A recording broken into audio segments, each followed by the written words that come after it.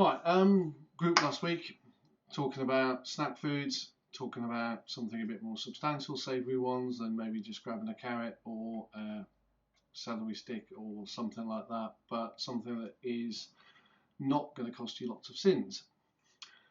And I thought, what about samosas? And had a think about how to do it. So this is a bit of a first because I don't actually have the complete recipe. It hasn't been tried, tested and written down before I even get to the video stage. Now obviously it did work because otherwise you'd never be seeing this video. Right, so I've got 3 large potatoes, 2 carrots and 100 grams of peas in here. I boiled the carrots and the potatoes till they're almost cooked because I want a bit of texture in the filling. I added the peas in about 3 minutes before the potatoes and carrots are ready. They're drained. For the rest of the mixture we have half a dozen cherry tomatoes sliced in half, a small green pepper chopped, large onion chopped and a stick of celery chopped. We also have a small handful of coriander, fresh coriander chopped, 2 cloves of garlic chopped, 1 small green chilli chopped and deseeded, and about a centimetre cube of fresh root ginger peeled and grated. For the spice we have a heaped teaspoon of cumin, heaped teaspoon of garam masala, half a teaspoon of turmeric, a little pinch of pepper and salt. Going to use coconut low calorie cooking spray because I think it works better with curries, but any will do. We're going to have beaten egg for the glaze to help form the samosa shell, which is going to be tortillas. Weight Watchers tortillas are a healthy extra B. These ones are 6.5 sins each, but I couldn't find any Weight Watchers, so they're going to work out at about 2 sins a tortilla overall. 2 sins a samosa overall, but that isn't too bad, and it's primarily to make sure this works. Right, I'm going to spray a large frying pan with low calorie cooking spray. I'm going to put it over a medium heat, and I'm going to add the vegetables, the garlic, the chilli and the ginger, and I'm going to just gently start to fry it and let it soften for a minute.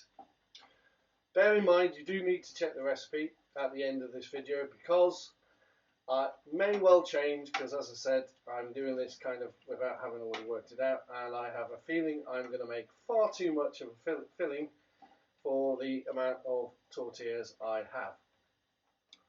So I'll probably end up reducing the quantities. Right, so this is just starting to soften, the onion's starting to go translucent, first sign of brown. In with the spice, in with the coriander. Strange, I know, to put the coriander in at this stage, but it actually works really well, and at some point you might see a coriander fried rice recipe, because that's something I'm messing around with, and it's not quite right, but it does have a lot of potential.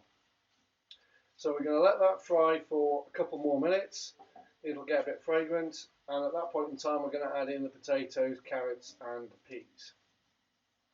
Right, so as you can see that looks really good now. So into this, the potatoes and carrots. I'm not going to worry too much about getting all of them in there because, as I said, I think I have way too many. Probably should have had a bigger pan, or smaller amounts. Probably more likely smaller amounts. Might need about 400 or 500 more samosas. I'm just going to gently stir it in, make a complete mess of the cooker. As you can tell, I want to slightly, whilst doing this, mash the potato a little bit down, but I still want some chunks because I want some texture in the final samosas. I don't want it just to be kind of like Indian tasting mashed potato. So here's the finished mix. Tastes really good, but far too many of them. The recipe at the end will be adjusted, made sure when I put the recipe on the end it will have the right quantities in, so you don't have to buy about 1,000 tortillas. So the next stage, tortilla, cut into 3. So you end up with 3 segments like that. Plan is filling in the middle, roll it over like that, a little bit of egg wash, crimp the edges, bake. So here we go. Be careful not to put too much filling into the samosa, otherwise you'll never get it shut. And this should work equally well using meat. If you wanted to make one, I would say basically you're just going to be replacing the carrot and potato with some mince, or even corn mince, which should work really nicely as well.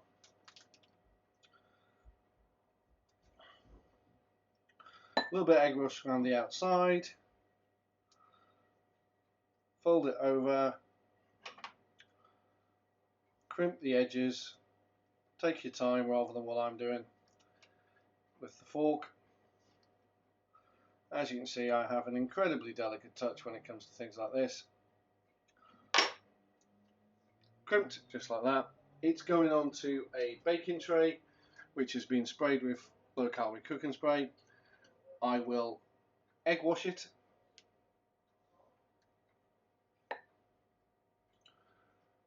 over the top of it, and then I am going to put it into a oven that I've preheated to 180 degrees for about 10 to 15 minutes till it's golden brown, and then we're going to enjoy. So see you in a couple of minutes.